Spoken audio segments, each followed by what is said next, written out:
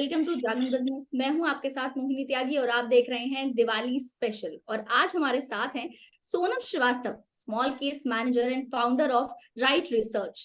Welcome Sonam ma'am, firstly हमारे show पर। Thank you for having me Mohini.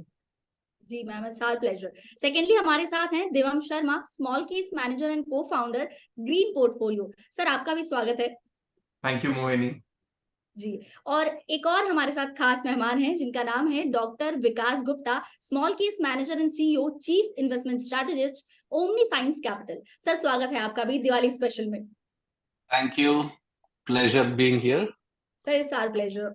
Sir मेरा सबसे पहला सवाल आप तीनों से ही रहेगा कि जो पिछली दिवाली रही उससे लेकर अगर हम अब तक देखें तो मिड कैप और स्मॉल कैप ने काफी अच्छा परफॉर्म किया है बाजार में, राइट? तो आने वाले टाइम में हम इस दिवाली से अगली दिवाली तक की अगर बात करें तो उस वक्त कौन से सेक्टर्स परफॉर्म कर सकते हैं, या कौन से मिड कैप फिर से परफॉर्म कर सकते हैं, लार्ज कैप परफॉर्म करेंगे, या कौन सी चीजें इस बार परफॉर्म करने की उम्मीद है?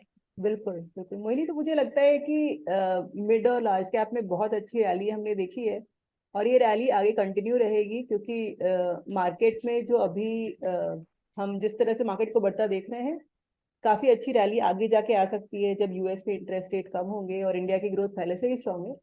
लेकिन इलेक्शन आने वाला है और उसके पहले मुझे लगता है कि स्मॉल कैप सेगमेंट में थोड़ी वॉलेटिलिटी आ सकती है, जैसे हमने पिछले महीने में थोड़ी देखी है। तो मैं कहूंगी कि इस टाइम पे हम लार्ज और मिड कैप पे ज्यादा फोकस करें, और जैसे जैसे इलेक्शन की सिचुएशन क्लियर होती है उसके बाद हम स्मॉल कैप पे भी एलोकेट कर सकते हैं। सेक्टर्स की बात करें आप मेरे से अगर मोहिनी, तो मैं कहूंगी कि बैंकिंग सेक्टर, जिसमें अर्निंग बहुत ही स्ट्रांग आई है इस बार, आगे जाके वो काफी अच्छा सेक्टर रहेगा एलोकेट करने के लिए। रियल एस्टेट बहुत अच्छा सेक्टर रहेगा एलोकेट करने के लिए।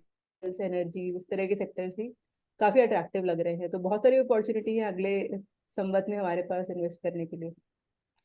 ओके। और दिवम सर, इस पर आपका क्या व्यू रहेगा? मैम। देखिए, अगर आप पिछले साल संवत की बात करें और इस संवत की बात करें तो काफी हमने उतार चढ़ाव देखा। हमने मार्च का समय देखा इस साल का, जब मार्केट्स बहुत ज्यादा नीचे गिर गए थे एंड सब कुछ एक तरह से डिस्काउंट पे होलसेल में मिल रहा था इस टाइम पे। तो उस टाइम पे आप जो भी खरीदते आपको प्रॉफिट बनता। उसके बाद क्या हुआ कि मार्केट्स ने सडनली रियलाइज किया कि इंटरेस्ट रेट्स फर्दर नहीं बढ़ाए जाएंगे और मार्केट्स ने चढ़ना शुरू किया और अगस्त तक बहुत अच्छी रैली ली। तो वहां पे काफी सारे मिड कैप स्मॉल कैप ने बहुत अच्छा किया। अगस्त से हम देख रहे हैं कि कुछ मार्केट ने एक स्टेबिलिटी ली और उधर से थोड़ी गिरावट भी दिखाई। तो देखिए, अब इस समय हमारे पास उस तरीके की अपॉर्चुनिटी नहीं है जो मार्च में थी, जहां पे आप जो भी स्टॉक खरीदते हैं आपको बहुत अच्छे प्रॉफिट आते हैं। अभी इस समय ऐसा मार्केट है जो स्टॉक पिकर्स मार्केट हम बोलते हैं, ऐसा मार्केट है। तो आपको स्टॉक स्पेसिफिक चलना है कि मेरा स्टॉक क्या फंडामेंटली अच्छा है, क्या मेरा स्टॉक सस्ती वैल्यूएशंस पे है, उसके फ्यूचर प्रोस्पेक्ट्स कैसे हैं। तो हम उसको देख के अगर देखें तो अभी पिछले जो एक दो महीने में थोड़ी सी करेक्शन आई है, वहां पे हमें कुछ स्टॉक्स या कुछ सेक्टर्स काफी अच्छे लग रहे हैं। जैसे हमें टेलीकॉम सेक्टर अच्छा लग रहा है, वहां पे काफी डेवलपमेंट्स हो रही है। इवन स्टारलिंक, इलॉन मस्क की जो कंपनी है, इंडिया आ रही है। यहाँ पे काफी डेवलपमेंट्स और भी देखी जा रही हैं। इलेक्ट्रॉनिक्स में पीएलआई का काफी कंट्रीब्यूशन है और काफी ग्रोथ देखी जा रही है, वो हमें सेक्टर अच्छा लग रहा है। स्टील सीमेंट जो इंफ्रास्ट्रक्चर को कंट्रीब्यूट करता है, क्योंकि गवर्नमेंट ने काफी केपेक्स किया है पिछले एक साल में, और इस अब प्राइवेट केपेक्स भी दिख रहा है। प्राइवेट कंपनीज भी अपना मैन्युफैक्चरिंग कैपेसिटीज एक्सपैंड कर रही हैं। तो केपेक्स को के चलते हमें लगता है कि स्टील और सीमेंट एक अच्छा निवेश हो सकता है आने वाले समय में। तो ये कुछ सेक्टर्स हैं जहां पे हमें अच्छा लग रहा है। हालांकि मुझे ऐसा लगता है कि देखिए, वॉलेटिलिटी डेफिनेटली रहेगी, क्योंकि इलेक्शंस का दौर रहेगा और काफी geopolitical macro global macro level पे डिफिकल्टीज आ सकती हैं शॉर्ट टर्म में। तो बट हमें स्टॉक स्पेसिफिक चलना है और हमें निवेश करके रखना है मार्केट्स में। अगर अपॉर्चुनिटी मिले तो हमें अपने निवेश को बढ़ाना है। जी बिल्कुल। और विकास सर, इस पर आपका क्या व्यू रहेगा? इलेक्शन ईयर तो एक स्पेशल ईयर होता ही है, और हम अगर 10 साल पहले जाएं तो सितंबर 2013 से लेके इलेक्शन रिजल्ट आने तक nearly consistent up market situation था। ओके, अब इस साल ऐसा होगा ये कहना मुश्किल है, लेकिन इनफैक्ट अभी वरी ये रहेगा कि भाई अनस्टेबल गवर्नमेंट आ जाए, नॉट फुल मेजॉरिटी गवर्नमेंट आ जाए तो फिर प्रॉब्लम है, या कंप्लीटली डिफरेंट पॉलिसीज आ जाए तो भी डिफिकल्टीज है। तो एक वो अनसर्टेनिटी इंडिया में भी है, और 2024 is election year for US. तो और यूएस का इम्पैक्ट तो होता ही है वर्ल्ड वाइड फंड फ्लोज के हिसाब से, राइट। एफआईआईज वगैरह मेजॉरिटी ओरिजिनेट डिसीजंस वहीं से होते हैं। तो ये दो इलेक्शन फैक्टर हो गए। But the favourable factor is कि भाई फेड का रेट हाइक मोर और लेस डन है। 2024 में उसे जितना जल्दी हो सकता है, 23 में भी कट भी हो सके, that is also a possibility, लेकिन 24 में तो करना ही पड़ेगा, okay, to bring it to normal range. और आरबीआई तो चाहता ही है कट करना, लेकिन रुपी डेप्रिशिएट ना हो जाए अगेंस्ट डॉलर, इसलिए आरबीआई के हाथ बंधे हुए हैं अभी तक। ओके, तो जैसे ही फेड की तरफ से इंडिकेटर आएगा और इन्फ्लेशन कंट्रोल में है, यूएस में कंसिस्टेंटली गिर रहा है, तो फेड को करना ही है कट। और जैसे ही फेड ने स्टार्ट किया तो RBI can do faster also if RBI wants. तो उसको सिर्फ रुपी को बचाना है, बाकी उसको कोई हाई रखने की इंटरेस्ट नहीं है। तो ये दो मैक्रो फैक्टर्स हो गए। ओके, ना थर्ड फैक्टर आप सोचिए विच इज द वैल्यूएशंस। तो आप निफ्टी 50 का वैल्यूएशन देख लीजिए, Nifty mid cap, Nifty small cap, सब एक रीजनेबल या slightly at a discount I would say to fair valuation. Okay, even at the index level. और डेफिनेटली वो लार्ज मिड स्मॉल में आप कंपेयर करेंगे तो surprisingly large is the biggest opportunity today. Large में आप निफ्टी भी खरीद लें from a 3 to 5 year perspective. Equity में हम 3 से 5 के नीचे कोई मतलब नहीं है बात करके, एक साल में आ सकती है चीजें। और इस साल as we mention two very important factors are there, पर कोई भी आ रहा है मार्केट में अभी तो 3 ईयर होराइजन 5 ईयर होराइजन से आए, ठीक है। Not that we are worried के बीच में कुछ बड़ा क्रैश हो जाएगा, ऐसी कोई बात नहीं है, बट एक नॉर्मल एडवाइस होता है, राइट, कि 3 to 5 ईयर होराइजन होना चाहिए। तो एक बहुत अच्छा अपॉर्चुनिटी है कि आपको below fair valuation even in large cap मिल रहा है। और लार्ज कैप ही नहीं, आप लार्ज कैप में टॉप 10 में भी चले जाओ निफ्टी 50 में, तो भी आपको इतने सारे स्टॉक्स मिल रहे हैं विच आर अपने मतलब इंट्रिंसिक वैल्यू से बहुत डिस्काउंट पे मिल रहे हैं। और जब लार्ज कैप में डिस्काउंट होता है तो उसका अनलॉकिंग बहुत फास्ट होता है। ओके, क्योंकि फर्स्ट थिंग कोई भी बड़ा इन्वेस्टर जो एफआईआई इंस्टीट्यूशनल है वो लार्ज में खरीदता है, तो आपकी अनलॉकिंग बहुत जल्दी हो जाती है, तो आपका जो टोटल रिटर्न है उस पीरियड का वो फास्टर आता है। ओके, तो आपका थोड़ा रिस्क पर्सपेक्टिव है तो आप लार्ज में स्टिक कीजिए, बट अदरवाइज थ्रू आउट है अपॉर्चुनिटीज। स्पेसिफिकली पावर, हमें पावर सेक्टर में दिख रही है एक्सट्रीमली डिस्काउंटेड सिचुएशन। हमें बैंकिंग में तो डेफिनेटली, और भी लोगों ने बैंकिंग की बात की, एब्सोल्युटली आप प्राइवेट बैंक लो अंडर वैल्यूड, पब्लिक बैंक लो even more undervalued. Yes, private bank की अनलॉकिंग फास्टर हो जाएगी, okay, most likely compare to public sector banks, पर दोनों में हैवी ड्यूटी डिस्काउंट है। तो ये तो बहुत ही जूसी सेक्टर है हमारे हिसाब से। It's not a recommendation, but एक हमारा जो वैल्यूएशन पर्सपेक्टिव है, इट्स क्वाइट जूसी। मतलब ऐसा नहीं कि भाई निफ्टी प्लस कुछ, इट्स मच मोर जूसी। तो ये दो सेक्टर हैं। और फिर अभी जैसे वॉर्स की भी बात हुई, मैक्रो में एक और जो फैक्टर है, यूक्रेन वॉर है, इसराइल हम गाजा वो सब चल रहा है, तो उसकी वजह से डिफेंस की डिमांड बढ़ गई है। और इंडिया के पास एक ह्यूज एक्सपोर्ट अपॉर्चुनिटी है उसमें, और विच गवर्नमेंट ने अभी नहीं सोचा है। गवर्नमेंट का 2020 का प्लान है कि हमें एक्सपोर्ट करना है, और 80 कंट्रीज में कुछ 91 डिफेंस अटैचेज है। तो और they are in advance discussions with multiple countries. तो आप वो भी एक थर्ड सेक्टर जो इंटरेस्टिंग है। Fourth sector is railways. Okay, railway capex तो आप देख ही रहे हैं कैसे हो रहा है। ओके, बहुत ही हैवी ड्यूटी हो रहा है, जैसे 400 वंदे भारत आनी है, मेट्रोज आनी है, और इसमें से जितने एक सिग्निफिकेंट माइलस्टोन कंप्लीट करने की कोशिश गवर्नमेंट करेगी कि भाई 10 साल हमारे हो गए, तो लेट मी शो समथिंग, है ना? तो पहले ही कर लेते हैं, सॉरी, इलेक्शन से पहले ही कर लेते हैं। हाँ, इलेक्शन में जितना ज्यादा कर सकते हैं, लेट्स गो ओवर बजट जो भी है, लेकिन कंप्लीट करके कुछ दिखाओ कि हमने ये कर दिया। एग्जैक्टली। तो ये भी रेलवे में एक अपॉर्चुनिटी है, डिफेंस में है, और आईटी तो लॉन्ग टर्म अपॉर्चुनिटी है। जैसी फेड का वो होगा, आईटी विल अनलॉक, और ये 1 साल की अपॉर्चुनिटी नहीं, ये तो एआई और digital transformation, artificial intelligence, cloud, ये 10-20 साल की अपॉर्चुनिटी है, बट इस साल भी है। ओके, सोनम मैम, मैं आईटी पर ही आपसे पूछना चाहूंगी कि आपका आईटी सेक्टर को लेकर क्या नजरिया है? बिकॉज कई एक्सपर्ट्स कहते हैं कि अभी जैसे रिजल्ट्स आए काफी, तो कुछ कंपनियों के रिजल्ट्स अच्छे रहे, जिनकी एक्सपेक्टेशन नहीं थी उनके रिजल्ट्स अच्छे रहे, जिनकी एक्सपेक्टेशन थी उनके अच्छे नहीं आए। तो आपका इसको लेकर क्या व्यू है?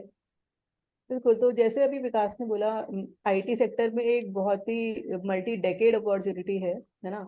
और इंडिया का आईटी सेक्टर एक बहुत ही स्ट्रांग सेक्टर है जो अगले कुछ दशकों में काफी अच्छा मुनाफा देगा हमको। लेकिन अगर आप अभी की बात करें तो इंडिया का आईटी सेक्टर पूरा जो फॉरेन से डील विंस होती हैं उस पर डिपेंड करता है। इस टाइम पे इंडियन आईटी सेक्टर को एआई से भी काफी चैलेंजेस मिल रहे हैं। और जैसे हमने करंट रिजल्ट सीजन में देखा है कि कुछ कुछ जैसे टीसीएस ने और टेक महिंद्रा ने थोड़े बेहतर रिजल्ट दिखाए थे, बट विप्रो, इन्फोसिस ने काफी अच्छे रिजल्ट नहीं दिखाए हैं। और अभी आगे का भी जो उनका प्रोजेक्शन है पिछले अगले क्वार्टर का भी, उस पर भी कोई बहुत ज्यादा कॉन्फिडेंस नहीं दिख रहा है। अ, अभी एक अनसर्टेनिटी का जो माहौल है जो ग्लोबल मार्केट में है।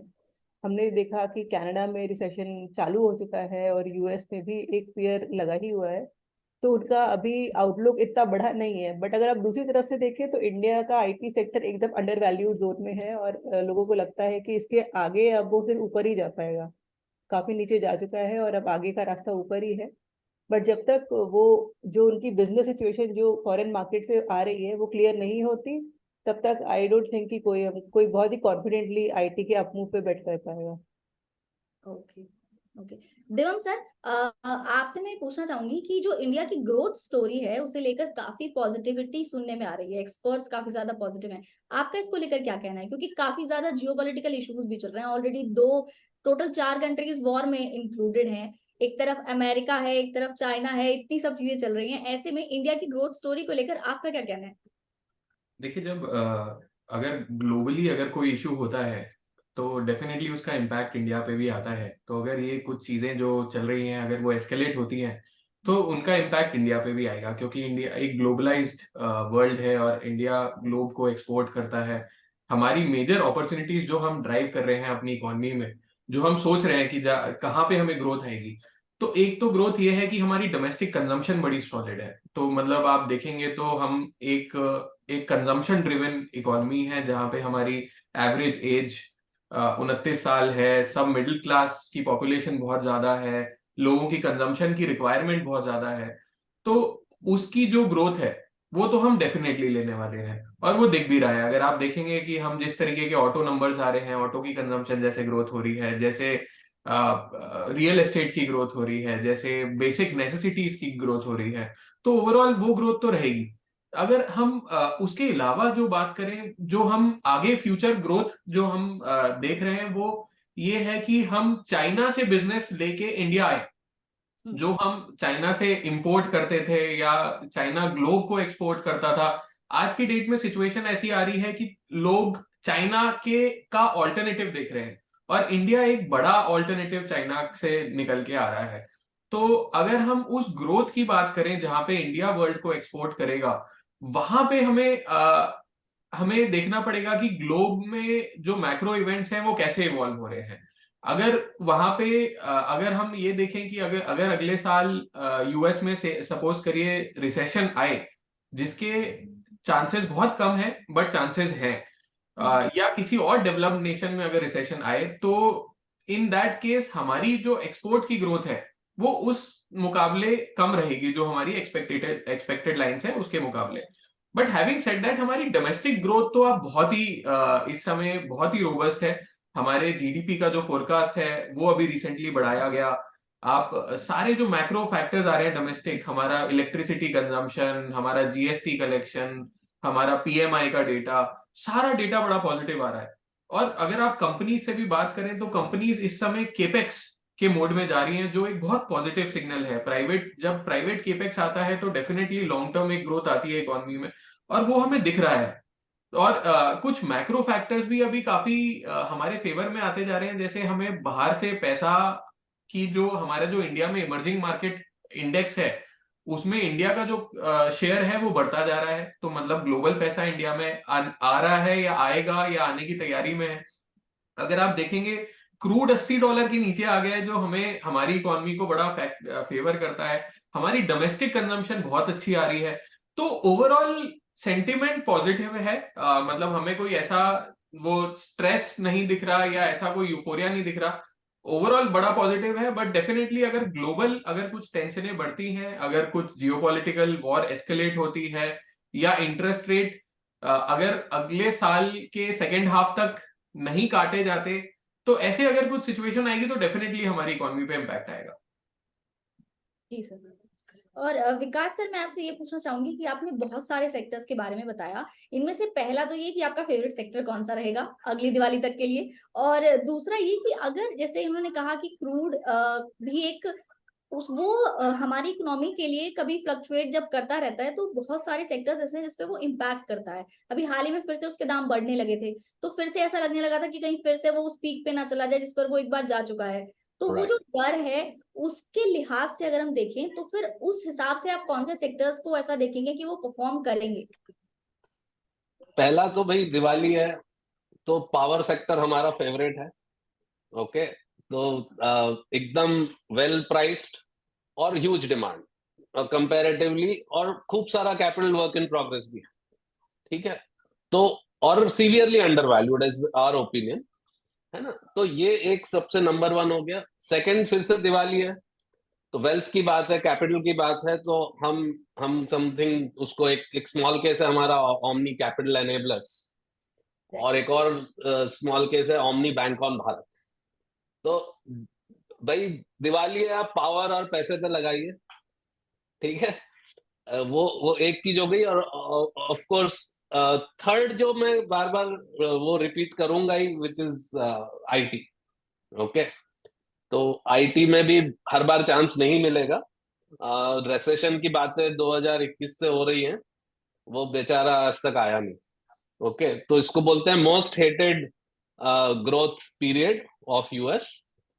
एवरीवन वांट्स के रिसेशन हो जाए, आएगा आएगा, यील्ड कर्व इन्वर्ट हो गया, ये हो गया। वो बेचारा आया ही नहीं, 21 में ही रह गया, एक दो क्वार्टर। वो भी रिसेशन डिक्लेयर नहीं हुए, पर नेगेटिव क्वार्टर्स थे 2, तो वो चले गए। और जीडी मतलब वहां की अनएम्प्लॉयमेंट 3.7% थी। फेड ने बोला हम सबको मिसमैच था, 5-6 मिलियन लोग जॉब ढूंढ रहे थे और 10-12 मिलियन जॉब्स अवेलेबल थे, यानी एक आदमी के पीछे 2-2 जॉब्स थे। तो लोएस्ट इन 50 ईयर का अनएम्प्लॉयमेंट था। फेड ने तो डिक्लेयर कर दिया हम सबको अनएम्प्लॉयमेंट कराएंगे जब तक दोनों मैच नहीं हो जाए, और पूरी कोशिश कर ली, अभी भी मिसमैच है। अभी भी 8 या 9 मिलियन जॉब्स ओपन है, और वही 5-5.5 मिलियन अनएम्प्लॉयड है। ठीक है, तो वो 3.9% है अभी भी unemployment rate, one of the lowest. तो वो अच्छा चल रहा है, वहां कुछ नहीं होने वाला है। ओके, वॉर जब होता है रेस्ट ऑफ द वर्ल्ड में, यूएस को और फायदा होता है। ओके, तो वो फायदा आपको दिखेगा। और तो इसलिए वो फेड, आईटी, उसमें कोई हमारे हिसाब से स्टोरी है, बट फैक्ट्स बोलते हैं कि इट्स गुड। और क्रूड वाला, इन तीनों में क्रूड का कोई रेलेवेंस नहीं है ज्यादा। ओके, तीनों सेक्टर जो मैंने बोले। जी जी। सोनम मैम, एक सेक्टर वो जो आपको पसंद है और एक वो जो आपको लगता है कि अंडर परफॉर्म करेगा अभी आने वाले 1 साल में? बिल्कुल। सो अगर आप एक सेक्टोरल पिक मेरे से पूछें, तो मैं यहाँ पे आपके लिए बैंकिंग एंड फाइनेंशियल सर्विसेज को ही पिक करूंगी। बहुत सारे, जैसे हमने इस टाइप की अर्निंग्स में देखा है, बैंकिंग सेक्टर ने एक बहुत ही एक्सेप्शनल नंबर्स दिए हैं। जितना डर था लोगों को अर्निंग सीजन के पहले कि भाई अब नेट इंटरेस्ट मार्जिन स्टेबल होने वाली हैं या फिर सप्रेस हो जाएंगे, प्रॉफिटेबिलिटी कम हो जाएगी, बैंक्स ने सबको आउट परफॉर्म किया है। आईसीआईसीआई बैंक ने बहुत अच्छे रिजल्ट पोस्ट किए हैं, एक्सिस बैंक ने बहुत अच्छे रिजल्ट किए हैं। उसके साथ के साथ आप फाइनेंशियल सर्विसेज में देखिए, तो stocks like angel one, stocks like BSE, इन्होंने कितना अच्छा परफॉर्म किया है और ये ग्रोथ बढ़ती चली जा रही है। तो डेफिनेटली इस सेक्टर पे मुझे लगता है बेट करने का टाइम है, और जब रेट्स पॉज होंगे वहां से भी एक जब बिजनेस में ग्रोथ वापस आएगी तो बैंकिंग सेक्टर को एक बेनिफिट मिलेगा। तो मेरी टॉप पिक में बैंकिंग सेक्टर आएगा। अगर हम से कि बॉटम पिक क्या रहेगी, तो मेरे ख्याल से आईटी एक सेफ पिक है मेरी बॉटम में आने के लिए, एटलीस्ट अगले कुछ क्वार्टर में, जब तक एक क्लियर ब्रेकआउट नहीं आता है उस सेगमेंट में। जैसा विकास ने बोला, मैं उससे अग्री करती हूँ कि आईटी की स्टोरी बहुत ही स्ट्रांग है, लेकिन वो अपमूव कब जाके आएगा उसको टाइम, हम अगले एक दो क्वार्टर पे ये क्लैरिटी नहीं आई है। जी, दिवम सर आपसे भी यही सवाल रहेगा कि एक आपका वो सेक्टर जो आपको पसंद है, जो आपको लगता है परफॉर्म करेगा, और एक वो सेक्टर जो आपको लगता है कि अंडर परफॉर्मिंग चल रहा है और आगे भी ऐसा ही बना रहेगा 1 साल तक। हम देखिए, टेलीकॉम एंड इलेक्ट्रॉनिक इक्विपमेंट्स हमें एक ऐसा सेक्टर लगता है जहाँ पे काफी एक अंडरलाइन डिमांड आ रही है। हम आईफोन इंडिया से एक्सपोर्ट कर रहे हैं ग्लोबली, हमें पीएलआई का बहुत सपोर्ट मिल रहा है, हम डोमेस्टिकली काफी एक बहुत मेजर कंजम्पशन ड्रिवन इकोनॉमी है, तो हम काफी कुछ कंज्यूम करते हैं। हमें एंटी डंपिंग ड्यूटी लगा के काफी सेक्टर्स में बेनिफिट मिल रहा है। तो वहां पे हमें काफी इंटरेस्टिंग स्टोरीज मिल रही हैं, और वहां पे हमें लगता है कि आने वाले साल में काफी अच्छी अपॉर्चुनिटीज निकल के आएंगी। जिस तरीके की हम फैक्ट्री विजिट जब करते हैं, तो जिस तरीके की हमें अंडरलाइन कन्विक्शन मिल रहा है मैनेजमेंट से, वो बहुत ही पॉजिटिव है। तो हमें इलेक्ट्रॉनिक्स एंड टेलीकम्युनिकेशन इक्विपमेंट्स अच्छा लग रहा है। From a sector which might under perform is, मुझे ऐसा लगता है एफएमसीजी एक ऐसा सेक्टर है जो आने वाले समय में अभी कुछ क्वार्टर्स अंडर परफॉर्म कर सकता है। अभी भी रूरल रिकवरी जो है हम उसकी बात करते हैं, वो अभी भी इतनी अच्छी रोबस्ट नहीं है। हालांकि इलेक्शन से पॉजिटिव इम्पैक्ट आएगा, कुछ इलेक्शन में रूरल इकोनॉमी की तरफ काफी रुझान रहता है, बट लेकिन फिर भी मुझे लगता है कि अभी काफी कुछ देखने वाला है वहां पे। अभी भी एफएमसीजी सेक्टर में अगर रूरल रिकवरी नहीं आती है, वहां पे प्रीमियमाइजेशन जो है, प्रीमियम जो प्रोडक्ट्स हैं उनका कंजम्पशन अभी भी लो है एफएमसीजी सेक्टर के लिए, और जो मार्जिन्स हैं वहां पे भी इतना पॉजिटिव रुझान नहीं दिख रहा है। तो एफएमसीजी सेक्टर मुझे लगता है आने वाले कुछ क्वार्टर्स में अंडर परफॉर्म कर सकता है। जी, और आप तीनों से ही मेरा एक आखिरी सवाल ये रहेगा कि जो नए निवेशक बाजार में अभी मिड कैप और स्मॉल कैप ने बहुत अच्छा रिटर्न दिया है पिछले साल से अगर हम देखें, तो इस चीज को देख के कई बार निवेशक तब आते हैं जब उनको दिखता है कि बाजार एकदम बहुत ज्यादा परफॉर्म कर रहा है। ऐसे में आप तीनों की उन निवेशकों के लिए क्या क्या सलाह रहेगी, एक एक करके आप बताएं। सबसे पहले सोनम मैम आपसे शुरू करते हैं। हाँ बिल्कुल, तो देखिए मिड कैप और स्मॉल कैप में इन्वेस्टमेंट लोग इसीलिए करते हैं क्योंकि उनमें रिटर्न काफी तेजी से आती है, और ये एक फैक्ट है, और उसमें इन्वेस्ट करना कोई गलत बात नहीं है। बट जब भी आप इन्वेस्ट करें आपको ये पता होना चाहिए कि ये जो स्टॉक्स होते हैं मिड एंड स्मॉल कैप, इनकी वॉलेटिलिटी ज्यादा रहती है। तो अगर मार्केट में करेक्शन आता है तो आपको थोड़ा शार्प करेक्शन दिखेगा, मार्केट जब बढ़ेगा तो वैसे ही ये शार्प तरीके से ये स्टॉक बढ़ेंगे भी।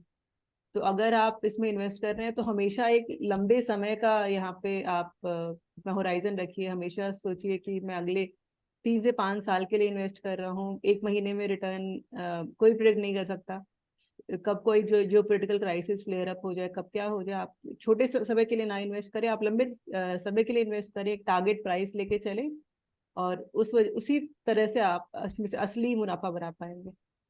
जी, दिवम सर आपकी। मैम देखिए, जो मिड एंड स्मॉल कैप होते हैं वहां पे जो मल्टीपल्स हैं उसमें बहुत ज्यादा मूवमेंट होता है। या तो वो जो मीडियम मल्टीपल्स हैं उससे काफी नीचे आ जाते हैं, कई बार वो मीडियम मल्टीपल से बहुत ऊपर भी चले जाते हैं, तो उसमें वॉलेटिलिटी जो है वो काफी ज्यादा होती है। बट हैविंग सेड दैट, जब मार्केट बहुत अच्छा होता है, अच्छा मार्केट का जो बहुत सारे स्टॉक्स हैं मार्केट में, मिड एंड स्मॉल कैप में तो बहुत ही सारे हैं, लार्ज कैप फिर भी एक छोटा यूनिवर्स है, मिड एंड स्मॉल कैप एक बड़ा यूनिवर्स है। तो वहां पे बहुत सारे स्टॉक्स ऐसे भी चल जाते हैं तेजी में, जो फंडामेंटली स्ट्रांग नहीं है। तो पहली बात तो आपको फिल्टर करना बहुत जरूरी है मिड एंड स्मॉल कैप को, कि उसमें जो फंडामेंटली जहां पे रेड फ्लैग्स हैं उनको आप उसमें ना एंटर करें। स्पेशली जब मार्केट यूफोरिया में है या मार्केट काफी ऊपर जा चुका है, तब तो उसे अवॉइड करने की कोशिश करें। और जब आप उन्हें इन्वेस्ट कर रहे हैं, तो अगर आप वैल्यूएशन का क्वेश्चन रखेंगे, अगर सस्ती वैल्यूएशन में एंटर करेंगे तो डेफिनेटली, और एक लंबी नजरिया रखेंगे तो डेफिनेटली आपको काफी अच्छा रिटर्न देके जाएगा। एंड रेगुलर बेसिस पे आप प्रॉफिट भी बुक करें। मतलब हमने ऐसा देखा है कि कई बार मिड कैप्स बहुत अच्छा कर जाते हैं किसी अच्छे समय में, और हम उसमें इन्वेस्टेड रहते हैं कि वो और ऊपर जाएगा, बट डिसिप्लिन से आप इन्वेस्ट करें और डिसिप्लिन से प्रॉफिट भी बुक करें इन स्टॉक्स में, एंड रेगुलरली ट्रैक करें। देखिए, लार्ज कैप को में ट्रैकिंग फिर भी आप एक बार को थोड़ा सा कम चल जाएगा, अगर लार्ज कैप्स में अगर ट्रैकिंग आप थोड़ी सी कम करें, but mid and small cap को आप बहुत क्लोजली ट्रैक करना पड़ता है। तो अगर आप उसमें इन्वेस्ट कर रहे हैं तो उसे बहुत क्लोजली ट्रैक करें। और विकास सर, आपका इस पर क्या कहना है कि नए निवेशकों को क्या क्या ध्यान रखना चाहिए? पहली बात तो आपके खुद के टोटल कॉर्पस में से कितना परसेंट आपने इक्विटी में डाला है। अगर वो 5-10% है तो आपने सीरियसली एलोकेट ही नहीं किया, तो आप कुछ भी करें आपकी मर्जी, आप प्ले कर रहे हैं। पर जैसे आपने 50-60% अगर डाला हुआ है अपना कॉर्पस का, तब आपको सबसे पहले देखना है मेरे कौन कौन से स्टॉक 10% के ऊपर हो गए। ओके, तो वो सबसे आपका बड़ा एलोकेशन है। आप ऑलरेडी 50% या मोर इक्विटी में हो आपके टोटल सेविंग्स में से, उसमें से कोई कोई स्टॉक 10% ऑफ इक्विटी पोर्शन हो गया है, तो बहुत बड़ा एलोकेशन हो गया है। उसमें आपको 3-4 चीजें देखनी है कि भाई पी 30 के ऊपर है तो आप सीरियसली कंसिडर कीजिए, 40-50 के ऊपर है तो मेरा जनरल ज्ञान है, आपकी मर्जी, I can not give advice here, लेकिन मैं तो निकल जाऊंगा। ठीक है, तो आपका 30 के नीचे है, और तो वो एक फैक्टर हो गया। सेकंड फैक्टर हो गया आपका डेट टू इक्विटी। भले ही आपको नहीं समझता, आप डेट टू इक्विटी कोई भी वेबसाइट पे जाके देख लीजिए कि उसका क्या है, और अगर वो 50% से ऊपर है तो भी आप मेरे हिसाब से केयरफुली रहिए। ठीक है, इंफ्रास्ट्रक्चर और बैंकिंग और उस तरह के कुछ सेक्टर्स में जस्टिफाइड होती है हायर, पर अगर वो सेक्टर नहीं है तो आप निकल जाइए। ठीक है, तो ये 2-3 इंपॉर्टेंट फैक्टर्स देखने हैं। और सबसे अच्छा तो आई वुड से कि ये सब छोड़िए, आपको बहुत ज्यादा इंटरेस्ट है तो कीजिए, नहीं तो आप स्मॉल केस लीजिए और और सुखी रहिए। जी सर, आप तीनों का ही, सोनम मैम आपका, देवम सर आपका और विकास सर आपका भी, आप तीनों का बहुत बहुत शुक्रिया हमारे साथ जुड़ने के लिए इस दिवाली स्पेशल के एपिसोड में। और आप सभी को हमारी तरफ से हैप्पी दिवाली। हैप्पी दिवाली और मैम। सबको दिवाली की शुभकामनाएं, और बहुत बहुत धन्यवाद हमें बुलाने के लिए। जी सर, इट्स आवर प्लेजर।